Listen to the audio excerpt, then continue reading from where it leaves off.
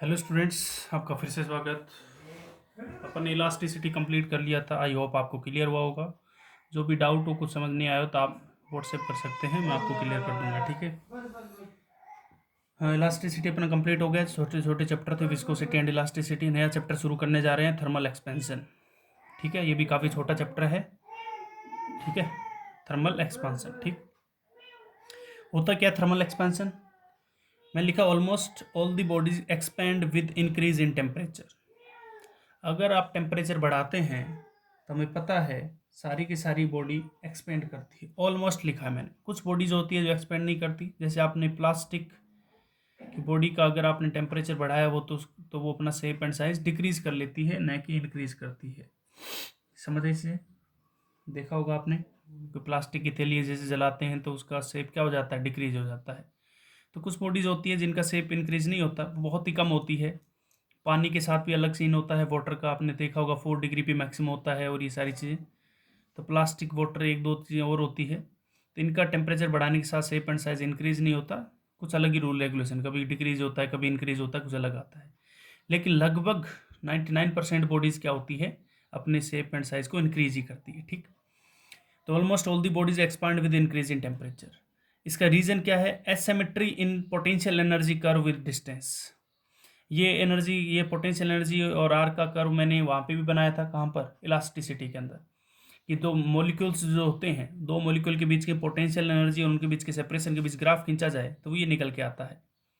समझ आई चीज़ें? तो इस पोटेंशियल एनर्जी में सिमेट्री नहीं होती, यानी ये अगर मिड पॉइंट मान लिया जाए तो इसके इधर का कर्व और इधर का कर्व सिमेट्रिक नहीं होता, यानी जितना ये सेपरेशन है उतना ये नहीं होता।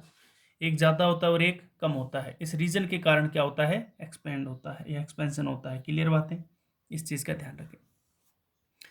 कहते किसको है thermal expansion? If the temperature of solid and liquid. इस चैप्टर में हम सॉलिड और लिक्विड की बात करेंगे, गैस की बात नहीं करेंगे। If the temperature of solid and liquid is increased, their size also increases slightly. बहुत ही कम साइज चेंज होता है। ऐसे नहीं है कि आपने टेम्परेचर बढ़ाया और साइज या लेंथ को डबल कर दिया, ऐसा नहीं होता। 0.1%, नियर अबाउट 0.1% का चेंज आता है। समझ आई इसे? नियर अबाउट 0.1% का। तो their size also increases slightly which is called thermal expansion. Temperature बढ़ाने के साथ उनका साइज इंक्रीज होता है, उसे क्या कहते हैं? थर्मल एक्सपेंशन कहते हैं। क्लियर बातें? सबसे पहले बात करते हैं लीनियर थर्मल एक्सपेंशन की। लीनियर थर्मल एक्सपेंशन का मतलब ये है कि किसी रोड को अगर आप गर्म करोगे तो रोड की लेंथ इंक्रीज हो जाएगी। अगर आप किसी प्लेट को गर्म करोगे तो प्लेट का लेंथ भी इंक्रीज होगा और विड्थ भी इंक्रीज होगा, यानी एरिया इंक्रीज होगा। इसी तरह किसी क्यूब को गर्म करोगे तो उसका वॉल्यूम इंक्रीज होगा। अभी अपन लीनियर की बात कर रहे हैं। लीनियर का मतलब है ओनली लेंथ इंक्रीज की बात कर रहे हैं। समझ आ रही है? ओनली लेंथ इंक्रीमेंट की बात कर रहे हैं। जैसे एक रोड है जिसका इनिशियल लेंथ एल नॉट है किसी टेम्परेचर टी पर। ठीक, और कोई ना कोई टेम्परेचर तो होता ही है, ऐसे तो है नहीं कि टेम्परेचर ही नहीं होता बॉडी का। तो किसी टेम्परेचर टी पे उसका इनिशियल लेंथ कितना था? एल नॉट था। मैंने टेम्परेचर को इंक्रीमेंट करना शुरू किया और एक लिमिट तक बढ़ाया। टेम्परेचर अगर बढ़ेगा तो मैं पहले ही कह चुका हूँ लेंथ बढ़ेगी, तो लेंथ के अंदर भी इंक्रीमेंट आया। वो इंक्रीमेंट, पहले लेंथ ये थी एल नॉट, अब इंक्रीमेंट मान लेते हैं डेल्टा एल हो चुका है, यानी लेंथ बढ़ चुकी है डेल्टा एल से। समझ लीजिए, लेंथ बढ़ चुकी है डेल्टा एल से। क्लियर बात है? और हमें ये भी पता है कि लेंथ उतनी ही बढ़ेगी जितना टेम्परेचर बढ़ाया जाएगा, यानी डेल्टा एल जो है वो प्रोपोर्शनल है डेल्टा टी। इसमें कोई दिक्कत नहीं होनी चाहिए। टी यहाँ पे टेम्परेचर है, तो डेल्टा का मतलब डिफरेंस है। तो जितना टेम्परेचर बढ़ाया जाएगा उतनी ही लेंथ बढ़ेगी। तो delta L proportional delta T, इसमें किसी को दिक्कत नहीं होनी चाहिए। और ये भी हमें पता है कि डेल्टा एल जो होता है वो एल नोट पे डिपेंड करता है। कैसे? कि अगर कोई रोड छोटी है, अगर कोई रोड या कोई लेंथ छोटी है, उसका अगर आप टेम्परेचर बढ़ाएंगे तो उसमें चेंज भी बहुत छोटा आएगा। अगर कोई लेंथ बड़ी है, उसका टेम्परेचर बढ़ाएंगे तो उसमें चेंज भी बड़ा आएगा। ये चीज़ आपने देखी होगी, नहीं देखी क्या? कि अगर कोई छोटा पार्ट है, छोटे से टुकड़े का टेम्परेचर बढ़ाते हैं तो अगर पार्ट ही छोटा है तो चेंज भी छोटा आता है। और कोई पार्ट बड़ा है, जैसे पटरी होती है, रेलवे, रेल होती है, रेल्स, ट्रेन जिस पे चलती है, उसमें आपने सुना होगा कि गर्मियों के अंदर उसमें एक्सटेंशन आ जाता है। तो वो रेल बड़ी सारी होती है तो उसमें बड़ा चेंज आता है, छोटी होती है तो छोटा चेंज आता है। तो ये चीज़ भी ध्यान रखें। Delta L proportional L note होता है, यानी उस टाइम जो लेंथ है उस पर भी डिपेंड करता है। इन दोनों इक्वेशन को सोल्व करके जैसे मैंने प्रोपोर्शनलिटी साइन हटाया तो डेल्टा एल बराबर एल नोट डेल्टा टी तो पहले से था, प्रोपोर्शनलिटी साइन जैसे हटाएंगे तो एक कांस्टेंट आ जाता है, हमें पता है प्रोपोर्शनलिटी साइन घटाते हैं तो एक कांस्टेंट आता है, ये कांस्टेंट अल्फा आया, ये कांस्टेंट क्या आया अल्फा, समझ इससे। तो डेल्टा एल बराबर आ गया L naught alpha delta T, लेकिन हमें तो फाइनल लेंथ निकालनी है, फाइनल लेंथ कितनी होगी, तो डेल्टा एल का मतलब है change in length, delta L को लिख सकता हूँ final length minus initial length, initial length कितनी थी एल नोट थी, तो L final minus L naught equal to L naught alpha delta T, तो L final equal to L naught इधर ले गया और कॉमन ले लिया 1 प्लस अल्फा डेल्टा टी, समझ इससे।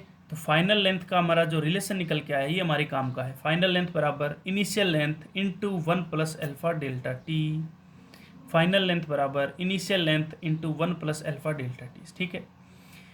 अल्फा को कहते हैं coefficient of linear thermal expansion, alpha को क्या कहते हैं coefficient of linear thermal expansion, ध्यान रखें।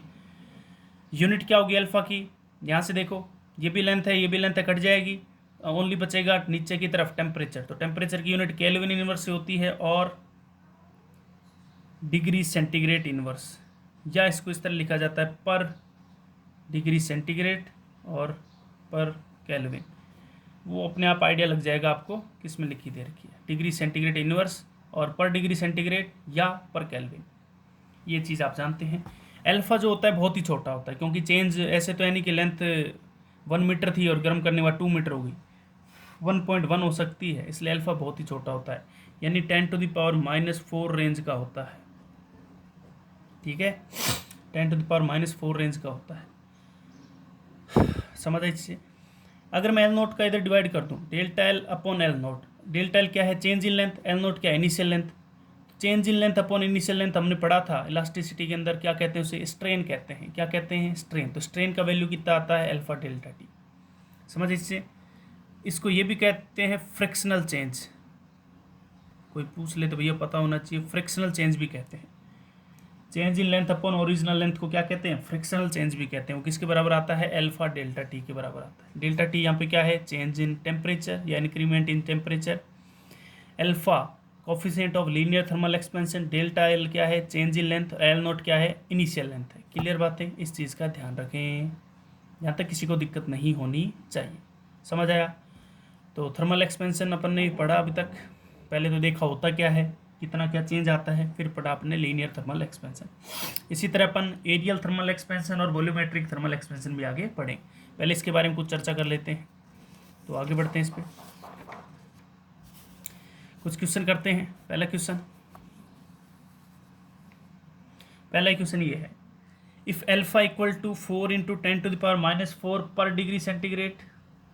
पर degree centigrade and delta T equal to 50 degree centigrade, find percentage change in moment of inertia of solid sphere, find percentage change in moment of inertia of solid sphere. एक solid sphere है, उसको अपने heat up करना शुरू किया, उसका temperature increment कर दिया 50 डिग्री सेंटीग्रेड तक, और उसका अल्फा जो है वो ये है, तो आपको बताना है कितना परसेंटेज चेंज आया होगा मोमेंट ऑफ इनर्शिया में।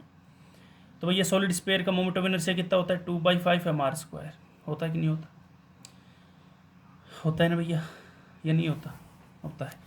हमें पता है इसके अंदर जो चेंज आता है बहुत ही छोटा होता है, इसलिए मैंने डिफ्रेंशिएट किया, क्या किया डिफ्रेंशिएट किया, तो डिफ्रेंशिएट करेंगे तो आएगा डिफ्रेंशिएशन डी आई, 2/5 m तो कांस्टेंट है, r² का डिफ्रेंशिएशन 2r और r का डिफ्रेंशिएशन dr, डिफ्रेंशिएशन करना आपको आता होगा, इसमें किसी को कोई दिक्कत नहीं होनी चाहिए।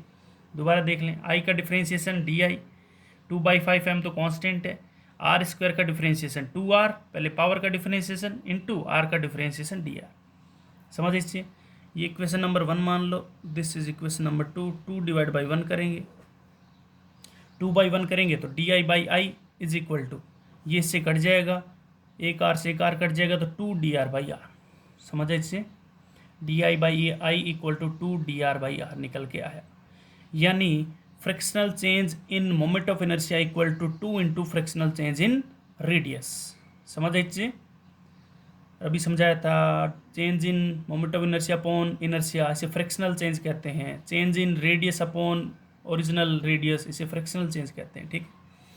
हमने फॉर्मूला पढ़ा था L = L0 1 + alpha delta T, यहाँ पे रेडियस की बात कर रहे हैं तो R = R0 1 + alpha delta T, ठीक।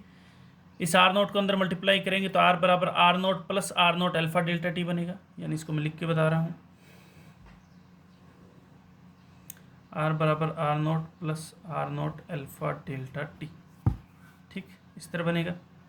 इसको मैं लिख सकता हूँ आर माइनस आर नोट बराबर R naught alpha delta T. R minus R naught को मैं ये वाली टर्म लिख दिया मैंने, R minus R naught upon R naught equal to alpha delta T. R minus R naught क्या है? डिफरेंस है, जिसको मैंने छोटा सा डिफरेंस है डी आर लिखा upon R naught equal to alpha delta T. समझ आई चीज़ें, किसी को दिक्कत नहीं होनी चाहिए। R minus R naught upon R naught, D R upon R naught, clear बातें? तो D R upon R naught निकल क्या है? इस D R upon R naught या डी आर अपॉन आर भी कह सकते हैं। समझ आई चीज़ें? तो डी आर बाई आर की वैल्यू उठा के यहाँ पे डालेंगे, तो डी आर बाई आर की वैल्यू कितनी है? Alpha delta T. तो जैसे अल्फा डेल्टा टी रखा तो डी आई बाई आई कितना बन गया? 2 अल्फा डेल्टा टी। आप इसे याद भी रख सकते हैं, जब भी मोमेंट ऑफ इनर्शिया चेंज पूछेगा, चाहे सॉलिड स्फीयर के लिए पूछे, रिंग के लिए पूछे, डिस्क के लिए पूछे, किसी के लिए भी पूछे, ये रिजल्ट निकल के आएगा, क्योंकि कांस्टेंट टर्म का तो कोई फर्क ही नहीं पड़ रहा, ये तो कट जानी है। तो D I by I equal to 2 alpha delta T. अब 2 इंटू अल्फा की वैल्यू में देर की 4 इंटू 10⁻⁻⁴ डेल्टा टी देर का 50 डिग्री। ध्यान रख लेना, ये भी डिग्री सेंटीग्रेड में, ये भी डिग्री सेंटीग्रेड में। अगर यूनिट अलग अलग है तो सेम कर लेना भैया, डिग्री सेंटीग्रेड को केल्विन में और केल्विन को डिग्री सेंटीग्रेड में बदलना आना चाहिए। तो जैसी वैल्यू डालेंगे तो ये निकल के आएगा 400 इंटू 10⁻⁴। इसको सोल्व करेंगे तो 4 इंटू 10⁻²। अगर परसेंटेज में लाना है तो इंटू 100 करना पड़ेगा, यानी 4%। और टेम्परेचर बढ़ाते हैं तो मोमेंट ऑफ इनर्शिया भी बढ़ेगा, तो इंक्रीमेंट 4% इंक्रीमेंट आ गया मोमेंट ऑफ इनर्शिया में, इसके सॉलिड स्फीयर। समझ आई चीज़ें? ये आपको सही ढंग से समझ आया होगा। क्लियर है बातें? कोई दिक्कत नहीं होनी चाहिए इसमें। समझ आई चीज़ें? देखें एक बार सही ढंग से, समझ आई होगी।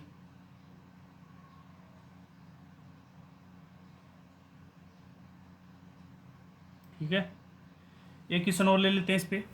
अगला क्वेश्चन ये है, अगला क्वेश्चन ये है, if alpha equal to this, delta T equal to this, find the percentage change in the radius, moment of inertia and time period of day for Earth. Earth rotate कर रही है, उसके बारे में सब कुछ बताना है, अगर ये डेटा गिवन हो तो। समझ आई इससे? तो अर्थ भी क्या है? एक सॉलिड स्फीयर ही है भाई साहब, अर्थ भी क्या है? एक सॉलिड स्फीयर ही है। तो सॉलिड स्फीयर है तो मोमेंट ऑफ इनर्शिया का चेंज तो वही आएगा 2 अल्फा डेल्टा टी। ये सबसे पहले देख लेते हैं। Delta R equal to R naught alpha delta T, ये कहाँ से लिखा मैंने? आर बराबर R naught 1 plus alpha delta T, R बराबर R naught plus R naught alpha delta T. अगर अंदर मल्टीप्लाई करूँगा तो ये बनेगा R minus R naught equal to R naught alpha delta T. ठीक, आर माइनस आर नॉट को मैंने कितना लिख दिया? Change in radius equal to R naught alpha delta T. कोई दिक्कत नहीं होनी चाहिए। अगर आर नॉट को डिवाइड में ले आऊँगा तो delta R upon R naught, यही फ्रैक्शनल चेंज है, इक्वल टू क्या हो गया? Alpha delta T. अल्फा की वैल्यू कितनी है? 2 इंटू 10⁻⁴, डेल्टा टी कितना है? 30, इक्वल टू कितना निकल के आया? 0.6%। 2 इंटू 10⁻⁴ इंटू 30 तो कितना आ जाएगा? 60 इंटू 10⁻⁴। समझ आई चीज़ें? यानी 6 डिवाइड बाई 1000।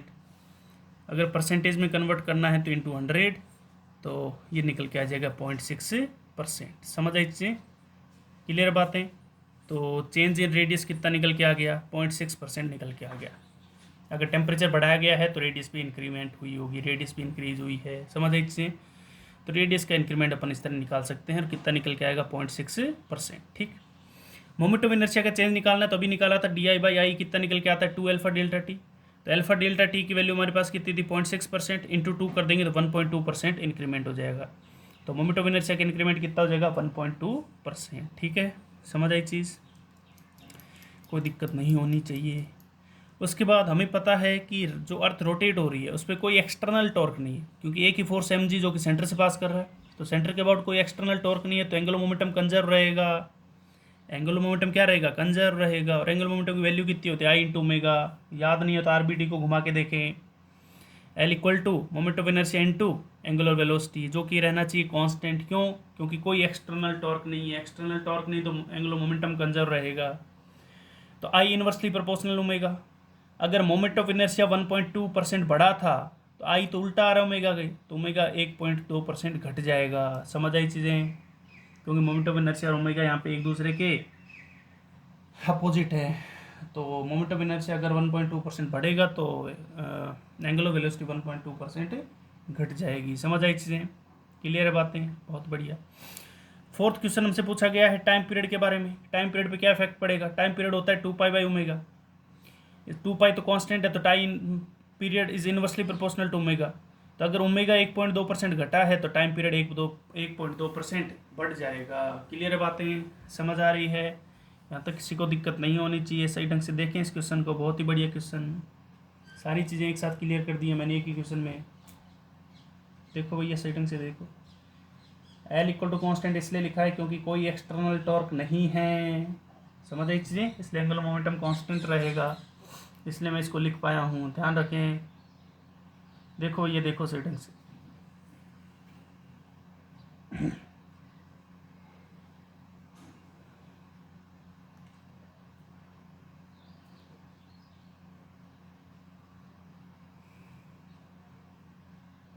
समझ आई चीज़ें?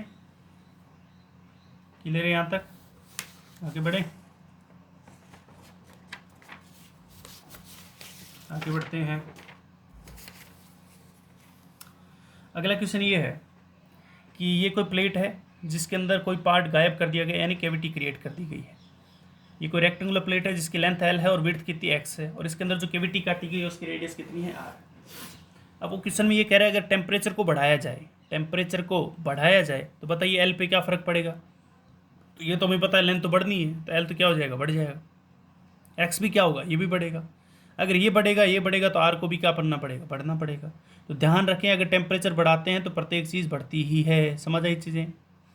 अगला क्वेश्चन ये है कि ये किस तरह से इसमें से एक छोटा सा पार्ट काट के गायब कर दिया गया। अगर टेम्परेचर को बढ़ाया जाए तो बताइए ए और बी के बीच का सेपरेशन बढ़ेगा या घटेगा? तो हमें पता है प्रत्येक चीज़ बढ़ती है, तो ए बी भी बढ़ेगा। रेडियस पे क्या फ़र्क पड़ेगा? रेडियस भी बढ़ेगी। तो इसमें कुछ ज़्यादा सोचने की बात नहीं है। अगला क्वेश्चन है कि इस तरह की प्लेट दी गई है जिसकी ये लेंथ, ये रेडियस आर या ये लेंथ आर नोट और ये लेंथ आर्क लेंथ कितनी है? एल नोट और एंगल थीटा है। तो बताइए क्या फ़र्क पड़ेगा आर नोट, एल नोट और थीटा पे? अगर मैं टेम्परेचर बढ़ाऊंगा तो हमें पता आर नोट तो बढ़नी है। अरे सारी चीज़ें बढ़ती है भाई साहब। एल नोट भी क्या हो रहा है? बढ़ रही है, क्योंकि टेम्परेचर के साथ रिलेशन देखे थे भैया, एल बराबर L naught 1 + alpha delta T. ये चीज़ अगर बढ़ेगी तो ये चीज़ भी बढ़नी पड़ेगी। तो टेम्परेचर बढ़ने के साथ सारी चीज़ें, ऑलमोस्ट सारी चीज़ें बढ़ती है। थीटा पे बात करते हैं।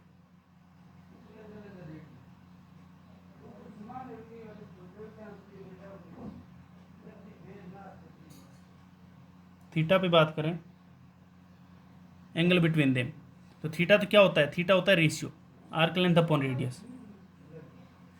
थीटा होता है आर्क लेंथ अपॉन रेडियस। तो थीटा इनिशियल कितना था? L naught upon R note.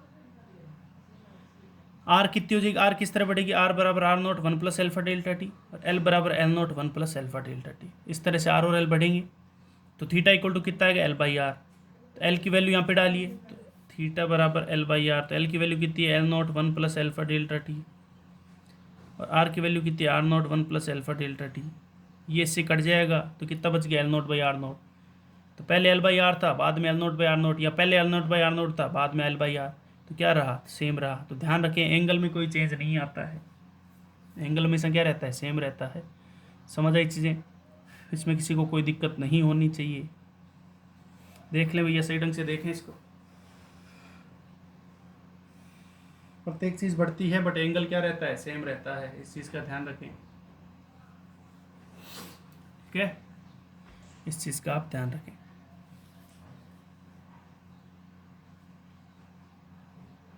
छोटी चीज़ और ले लेता हूँ यहाँ पे, एक बता देता हूँ, चीज़ें और बता देता हूँ। क्वेश्चन देखो कि अगर ये कोई प्लेट है,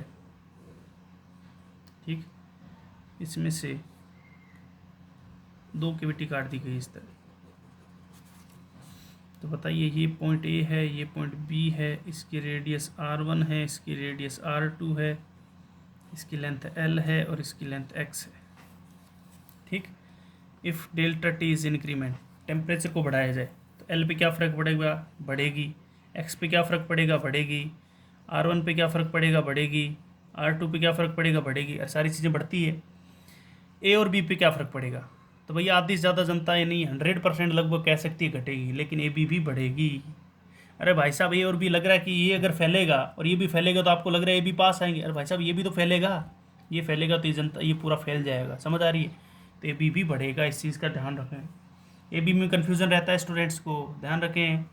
अरे भैया ए और बी, जनता क्या करती है, इस पे ध्यान देती है कि R1 फैलेगा, R2 भी फैलेगा तो ए भी कम होता दिख रहा है, लेकिन इस पे ध्यान नहीं देती है कि ये भी तो बढ़ रहा है, ये बढ़ेगा तो R1 R2 उसके हिसाब से फैलेंगे, तो ए बी भी बढ़ेगा। समझ आई चीज़ें, इस चीज़ का भी ध्यान रखें। अगला क्वेश्चन इस तरह पूछा जाएगा कि ये कोई प्लेट है, बीच में से कैविटी काट दी गई है और इस प्लेट को इस तरह दीवार के बीच में फंसा दिया गया है, चारों तरफ से वेल्ड कर दिया गया है, वेल्ड कर दिया गया है। समझ आ रही है, यानी ये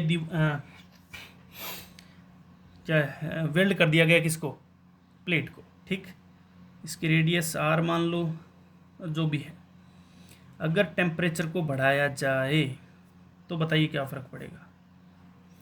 ये तो फैल नहीं सकती क्योंकि वेल्डिंग कर दी गई है, बाहर की तरफ तो फैल नहीं सकती प्लेट, तो बताइए R पे क्या फ़र्क पड़ेगा। R इज़ इंक्रीजेज और डिक्रीजेज, तो R इज़ डिक्रीजेज। अरे बाहर की तरफ नहीं फैलेगी तो किधर तो फैलेगी ना, तो अंदर की तरफ फैलना शुरू कर देगी, यानी अंदर की तरफ आना शुरू हो जाएंगे। अंदर की तरफ शुरू होंगे तो रेडियस क्या हो जाएगी, डिक्रीज हो जाएगी। समझ आ रही है, तो इस तरह के क्वेश्चन भी पूछे जा सकते हैं। डेल्टा टी अगर इंक्रीज होगा तो R डिक्रीज होगा। समझ आई चीज़ें। एक बात ध्यान रखें, जो बॉडी जितना फैलती है, अगर टेम्परेचर को घटाया जाए तो उतना ही कंप्रेस भी हो जाती है। समझ आई चीज़ें, अपने साइज़ को घटाती भी उसी हिसाब से जिस हिसाब से बढ़ाती है। समझ आई चीज़ें, यानी जिस बॉडी का अल्फ़ा ज़्यादा होगा वो फैलेगी भी ज़्यादा, और जिसका बॉडी का अल्फ़ा ज़्यादा होगा वो सिकुड़ेगी भी ज़्यादा, कंप्रेस भी ज़्यादा होगी। समझ आई चीज़ें, इस चीज़ का भी ध्यान रखें। दोबारा सुन लें, अगर किसी बॉडी का alpha linear coefficient of thermal expansion ज़्यादा है तो वो फैलती भी ज़्यादा है, और किसी का बॉडी का अल्फ़ा ज़्यादा है तो वो सिकुड़ती भी ज़्यादा है। समझ आई चीज़ें, इस चीज़ का ध्यान रखिए, सोचना नहीं है इसमें, कभी कभार क्वेश्चन पूछ लिए जाते हैं। क्लियर बातें, इस तरह के क्वेश्चन भी पूछ लिए जाते हैं। तो आगे बढ़ते हैं। अगला क्वेश्चन ये है, दो रोड है जिनकी लेंथ L1 एंड L2 है और coefficient of linear thermal expansion α1 and α2 है। ये कह रहा है difference of length is independent to temperature, then find relation between α1 and α2।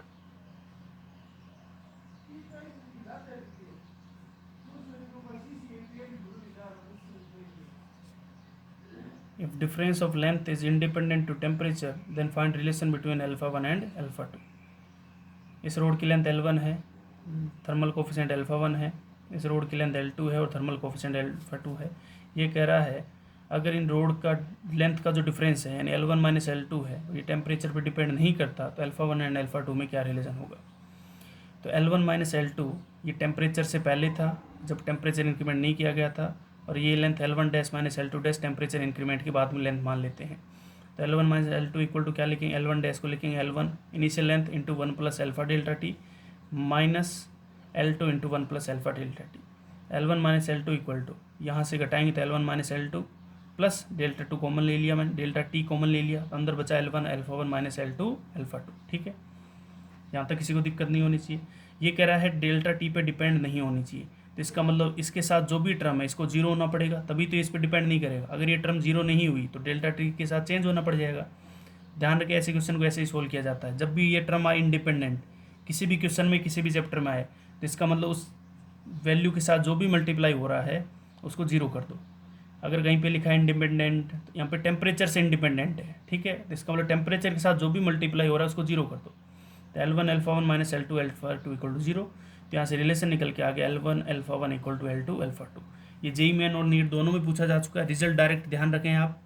तो L1 by L2 is equal to α2 by α1, direct result ध्यान रखें भैया, ध्यान रखें। बहुत बार क्वेश्चन सीट में भी मिलेंगे आपको, और बहुत बार क्वेश्चन ऐसे पूछे भी जा चुके हैं, तो डायरेक्ट रिजल्ट याद रखें। नीट 2019 या 19 के अंदर ही शायद पूछा गया था, या 18, कहीं याद नहीं आ रहा मुझे, 19 के अंदर शायद पूछा गया था, डायरेक्ट रिजल्ट पूछा गया था। जिसको रिजल्ट याद था वही कर पाया था, जिसको रिजल्ट याद नहीं था वो नहीं कर पाया था। इस चीज़ का ध्यान रखें। समझ आए, सीट के अंदर भी आपको ऐसे क्वेश्चन मिलेंगे बहुत सारे, अगर उनको करोगे तो आपकी और प्रैक्टिस हो जाएगी। तो सीट करते रहें साथ साथ में, समझ आई चीज़ें, सीट को करते रहें भैया, बिना सीट के काम नहीं होगा। तो ये आपको सही ढंग से समझ आया होगा। दोबारा समझ लें इस क्वेश्चन को। डिफरेंस ऑफ लेंथ यानी L1 minus L2 independent to temperature, यानी टेम्परेचर पर डिपेंड नहीं कर रही है, तो α1 एंड α2 में क्या रिलेशन होगा ये हमें बताना है। तो L1 minus L2 equal to L1 dash L2 dash, L1 minus L2 तो पहले की लेंथ है, फिर L1 dash minus L2 dash temperature बढ़ाने के बाद लेंथ है।